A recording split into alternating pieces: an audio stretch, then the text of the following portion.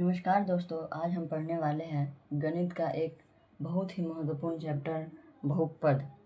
और आप कक्षा 8वीं 9वीं और 10वीं के छात्र हैं तो यह चैप्टर आपके लिए बहुत ही ज़रूरी है। तो चलिए शुरू करते हैं। बहुपद की परिभाषा, इसकी परिभाषा है चल और संख्या से मिलकर बने बीजीय व्यंजकों को बहुपद कहते हैं। क्या है? अगर चल और संख्या से मिलकर बने बीजीय व्यंजक को बहुपद कहते हैं, जिसमें चल की घात हमेशा पूर्ण संख्या होती है। इसमें क्या है? चल और संख्या। चल का मतलब होता है x, y, z, आप कुछ भी ले लीजिए। और संख्या का मतलब होता है उसके ऊपर लगने वाला 2, 3, 4। ठीक है। इसमें कह रहा है जिसमें चल की घात हमेशा पूर्ण होती है। पूर्ण का मतलब है यहाँ पे अगर एक्स स्क्वायर, इसको मान लेते हैं, यहाँ पे दिया पड़ा है x square plus 3x plus 2।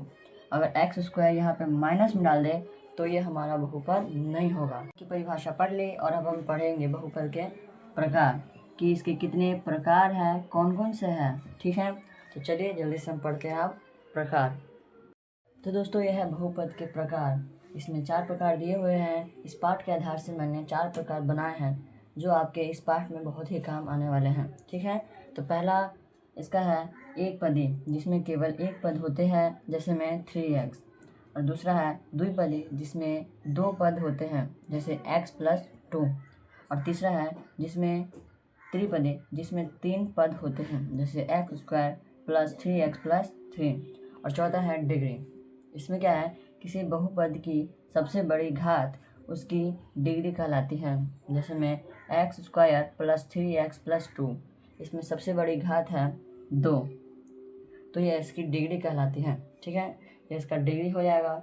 आपने इसको पढ़ लिया, अच्छे से पढ़ लीजिए, क्योंकि अगला जो है हम इस पे 3 सवाल बनाने वाले हैं इसी सब से रिलेटेड। ठीक है, तो इसे अच्छे से देख लीजिए। आप कुछ सवाल देखते हैं बोर्ड पे, आपको 3 सवाल नज़र आ रहे होंगे। ठीक है, इससे पहले हमने पढ़ा था प्रकार। तो जितने भी हमने प्रकार पढ़े हैं उससे रिलेटेड ही ये तीनों क्वेश्चन हैं। ठीक है, सबसे पहला क्वेश्चन है 2x square plus 4x plus 7 की डिग्री क्या होगी। तो हमने इससे पहले प्रकार में पढ़ा था डिग्री के बारे में। तो बहुपद की सबसे बड़ी घात उसकी डिग्री कहलाएगी। ठीक है, तो इसमें बहुपद है। ठीक है, और इसमें घात, सबसे बड़ी घात कौन सी है? तो 2 है, और यहाँ पे x है, तो यहाँ पे कुछ नहीं, ऊपर तो 1 होगा। ठीक है, यहाँ पे x कुछ नहीं दिया है, तो इन सब में सबसे बड़ी घात हो जाएगी 2। ठीक है, तो ये 2 हमारा डिग्री हो जाएगा। इसका सही आंसर होगा 2।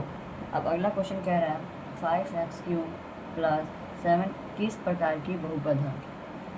ठीक है, हमने प्रकार में ही पढ़ा था कि एक पदी, द्विपदी, त्रिपदी। ठीक है, तो इसमें 5x³ प्लस 7। ठीक है, इसमें क्या है? ये क्वेश्चन है, ये बहुपद है।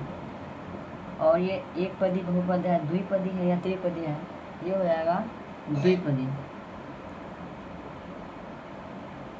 राइटिंग थोड़ी ख़राब है, कोई दिक्कत नहीं है।